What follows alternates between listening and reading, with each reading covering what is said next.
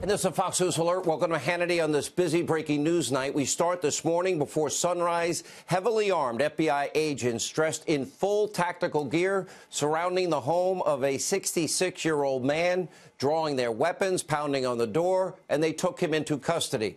Now, this was not a suspected murderer, drug kingpin, not a part of the mob. No, this was Roger Stone, accused of making a false statement to Congress. Now, Stone is just the latest American to be persecuted by Robert Mueller's witch hunt because of his connection to President Trump. Now, coming up tonight, longtime Roger Stone confidant and fellow Mueller target, he's identified as person number one in this indictment, Jerome Corsi. He will join us for an exclusive interview. But first, big news. We start with the partial government shutdown. President Trump announced today that after 35 days, a deal has been reached to reopen the government temporarily until February the 15th. He has given Congress now 3 weeks to agree on legislation to build the wall, secure our borders, and he was speaking earlier today from the Rose Garden, and here's what the president had to say. It's just common sense. Walls work.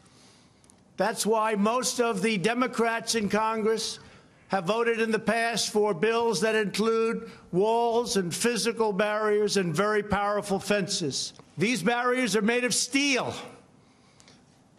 have see-through visibility, which is very important, and are equipped with sensors, monitors, and cutting-edge technology. All right, in our Hannity Watch segment, we have the real behind-the-scenes story. Nobody else in the media will tell you.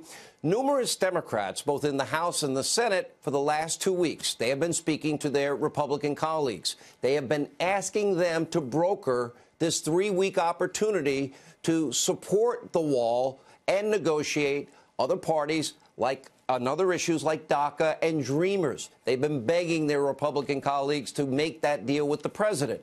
So the president, well, he showed leadership, rose above the partisan bickering in the swamp, offering relief to federal workers, all while sticking to his commitment to secure our border. Now, the president was very clear, no ambiguity. In 3 weeks, if Congress cannot do their job, secure a deal to protect our borders, then the president will do what he lawfully has the right to do, and that's declare a national emergency, and he will be building the wall with funds that he allocates, most likely from the Defense Department. This is indeed a real crisis. In 3 weeks, he will declare a national emergency, and look at what the president's done up till now. He's offered concessions, things the Democrats say they wanted. DACA, Dreamers, TPA. He's standing up for life versus death. To him, he's been arguing safety and security for the people of this country. But tonight, we have to ask ourselves this question. What are the Democrats, what have Nancy and Chuck been standing up for? Actually, nothing. There's no position here. They have only been placating what is now the radical extreme base of the Socialist Democratic Party of today. And all they do is fuel their daily anti-Trump rage and hate. Ask that question tonight. Democrats, what did they do? They went on vacation. The president stayed at the White House. Luxurious junkets, really, paid for by lobbyists, while the president stays at the White House. Refusing invitation after invitation to sit down with the president, who's saying, I'm willing to work with you. I'll work on DACA, I'll work on Dreamers, but we've got to secure the border to save the lives of our fellow countrymen because of the problem with open borders. Now, these other Democrats, privately, they have been going behind the leadership in their own party, asking leaders like Lindsey Graham and others, hey, help us get this period where we can try to get this job done. They want the wall as well, but they're just not telling Schumer and Pelosi. If not, they know the president will declare that national emergency. Now, the president, to his credit, he has tried every single thing he could possibly do. He has been reasonable. He has been fair. He's offered concessions. But in the end, it's his job as commander-in-chief to keep us safe. He'll do his job. So now Congress, they have their 3 weeks to do their job and secure our border. Democrats, weak-kneed Republicans, they need to remember the facts. Now, we have built so far 654 miles of border wall over the last 15 years with notable results. For example, the wall in Yuma, Arizona, after it went from 5 miles to 60-plus miles, well, that led to a 91% drop in crime. Remember, Democrats, they actually used to be 4 strong borders just a few years ago. That's when Obama was president. Actually, they sounded more like Trump than Trump before they were consumed with all this anti-Trump hate and rage every day. Take a look. People who enter the United States without our permission are illegal aliens, and illegal aliens should not be treated the same as people who entered the U.S. legally. To so many Americans, we do not want the wall to be a symbol of America, much preferring the Statue of Liberty be that symbol. All of us agree that we need to have comprehensive bipartisan immigration reform. That can only begin with strong border control. We must have that. We must control our borders. A wall is an immorality. It's not who we are as a nation. Walls work, but we've got to finish the job. I've said so many times on this program, the costs of a porous border, they're enormous, and it's growing more serious every single day. Human trafficking, drug trafficking, gangs, cartels. It is a life and death situation. Talk to angel moms and angel dads. Talk to the parents that have lost their kids because of the opioid crisis. And then to make matters worse, another 10,000 person migrant caravan right now as we speak is headed our way.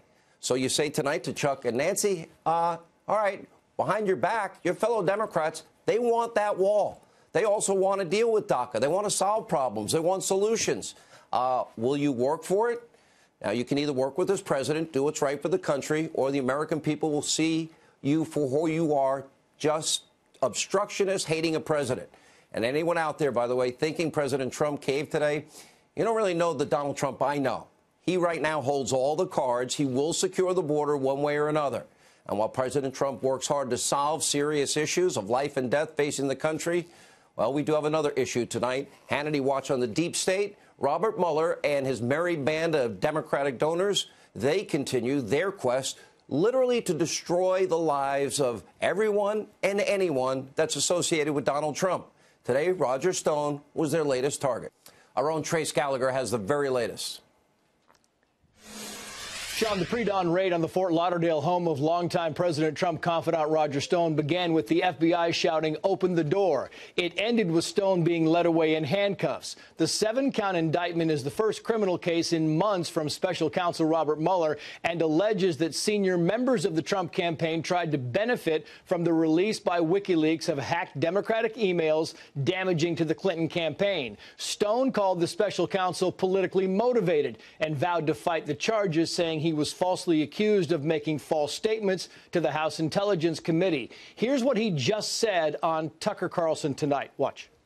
I'm in for the fight of my life, but I will not quit. I will not fold. I will not bend. I will not bear false witness against the president. I intend to fight because this indictment is fabricated. This indictment is thin as can be. White House Press Secretary Sarah Sanders said the charges don't have anything to do with the president, and Trump attorney Jay Sekulow said the indictment also does not allege Russian collusion by Roger Stone or anyone else, meaning there's no evidence that Stone conspired with WikiLeaks or the Russian officials who the special counsel believes hacked the Democratic emails. The indictment does say that Stone repeatedly discussed WikiLeaks with campaign associates. Here he is again. Watch. But knowing what's in my email and my text messages, there is no corroboration whatsoever for this. And as for my email exchange with Steve Bannon, everything I told him in the exchange was publicly reported information. Stone is obviously out on bail, a $250,000 bond to be exact. His next court date is January 29th in the nation's capital. It's not uncommon for the FBI to make early morning arrests of targets who are under indictments, but it's the first time Robert Mueller has used this tactic. Stone had been predicting his indictment for months. Sean, back to you. All right, Trace, thank you. We are witnessing the biggest abuse of power scandal in modern American history. It's playing out right before your eyes. More corruption than we've ever seen. Really, a pre-dawn raid, 17 vehicles move in, 27 FBI agents in full SWAT gear, guns drawn, home surrounded. For what? Roger Stone's not being charged with any violent crime here. He isn't charged with colluding with a foreign government at all. He's never posed any security threat of any kind. Instead, he was indicted on a series of process crimes that never would have happened, yet Robert Mueller started an investigation. This is, in other words, created by the fact that Mueller had an investigation. Why is he being treated like Pablo Escobar? Now, naturally, fake news CNN, they were there. They captured the whole thing. Wow, how did they know the exact timing of this? Somehow, the networks, fake news, so-called journalists, knew exactly when and where the raid would go down and the time it would happen. Well, couldn't be, could it? Did one of maybe somebody in Mueller's office, maybe one of the partisan investigators, I don't know, did they tip off their favorite fake news network? Take a look. Allison, it's a reporter's instinct. The whole Russia team thought maybe something was happening. There was some unusual grand jury activity in Washington, D.C. yesterday. We also had some other signs that maybe something was going on this angle, the Roger Stone angle. So we showed up at his house this morning. We were the only ones there. And lo and behold, the FBI agents did come and arrest him. Maybe another investigation into more leaking, the details of an ongoing investigation. By the way, that's a serious crime. I wonder if these leakers, are they ever going to face justice? Oh, that's right. We're living in a two-tiered justice system. One if you're a Clinton, a whole other one if you're a Democrat, and like virtually all the investigators on Mueller's team, oh, they seem above the law. But if you're associated with President Trump, you get your door kicked down in the middle of the night, hauled away in handcuffs, all while CNN films it all. You're tarred, you're feathered in the public square. Your innocence is stripped before ever facing trial. Your rights are trampled on by a politically motivated army of Clinton donors. You know what? This bears all the markings of Mueller's so-called pit bull, Andrew Weissman. And like all of Mueller's previous targets, Roger Stone was not charged with anything Russia involved. No collusion, no Russia, no conspiracy to steal Clinton's emails or commit campaign fraud, because he didn't commit any of those crimes and isn't charged with that. That's why he's charged with 7 bogus process crimes again. 5 counts of lying to Congress, and not once lying about emails. Oh, and text messages. All of these crimes occurring after the start of the Mueller investigation. Now, this is nothing more than a political persecution. Now, let's not forget, James Comey, he lied to Congress. John Brennan lied to Congress. James Clapper lied to Congress on multiple occasions. Are they going to be charged? When will they get the pre-dawn raid treatment? And what about former Deputy FBI Director Andrew McCabe, fired for lying to the FBI? When is he going to get the pre-dawn raid? Comey's general counsel, James Baker, well, he leaked sensitive information. When is his pre-dawn raid? James Comey leaked bureau memos to the press via a close professor friend. Is he going to get charged for that? Now, the biggest of all, we have Hillary Clinton. She mishandled top-secret classified material on an unsecured private server. And then, you want to talk about obstruction of justice, not handing over emails, not handing over text messages. Oh, that's what they just charged Roger Stone with. But Hillary destroyed subpoenaed emails, 33,000 of them. Oh, then she washed her computer hard drive with bleach bit, and then they busted up the devices. Where's Hillary Clinton's pre-dawn raid? James Comey, Andrew McCabe, Sally Yates, Rod Rosenstein, they all lied to a FISA court. They never checked the veracity of the charges in the Clinton bought and paid for phony Russian dossier. Are they going to be charged for those blatant crimes? This is sad, and this is now going to be the end of real justice in America, because this is a two-tiered system of justice. And today, after posting bail, Roger Stone, he remained defiant. Take a look. I will plead not guilty to these charges. I will defeat them in court. I believe this is a politically motivated investigation. I am troubled by the political motivations of the prosecutors. And as I have said previously, there is no circumstance whatsoever under which I will bear false witness against the president, nor will I make up lies to ease the pressure on myself. I look forward to being fully and completely vindicated. And according to the special counsel, the basis for Stone's arrest surrounds his attempt to source Clinton campaign emails acquired by WikiLeaks. By the way, that's not a crime. I've said it before. I'll say it again. If trying to access WikiLeaks information and find out what they had is a crime, then almost every media outlet in this country would be guilty of that crime. In 2016, nearly every paper, every news organization accessed WikiLeaks documents surrounding the stolen Podesta emails, including the ever-so-loved liberal New York Times. They actually provided direct links to the leaked emails inside of their articles, which brings us now to a Hannity history lesson. This is very similar to a case in 1971, a famous case known as the Pentagon Papers, when the New York Times published a top-secret federal report on the Vietnam War called the Pentagon Papers. The report was stolen. It was given to the Times by federal employees and subsequently published by the New York Times and various other papers and other news agencies. Now, following an attempted government crackdown, the Supreme Court upheld the media's right to publish what are stolen Pentagon papers.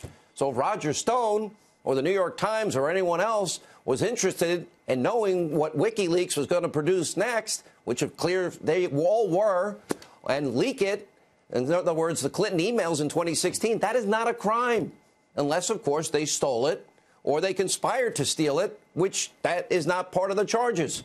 That's why Roger Stone is only facing process crime allegations. 5 counts lying to Congress. And as you can see, Robert Mueller found zero evidence of criminal campaign collusion, but still wanted to turn the screws anyway. You know, so maybe he'll talk or maybe he'll compose or sing. Sound familiar? Why? Because Mueller wants to take down a duly elected president of the United States. He has only Democrats, donors on his team. Maybe they want revenge for the 2016 election, and they appear to stop at nothing to get it. But I have a news flash for Team Mueller. There was no collusion. Your investigation is baseless, always has been, and you will never subvert the will of the American people.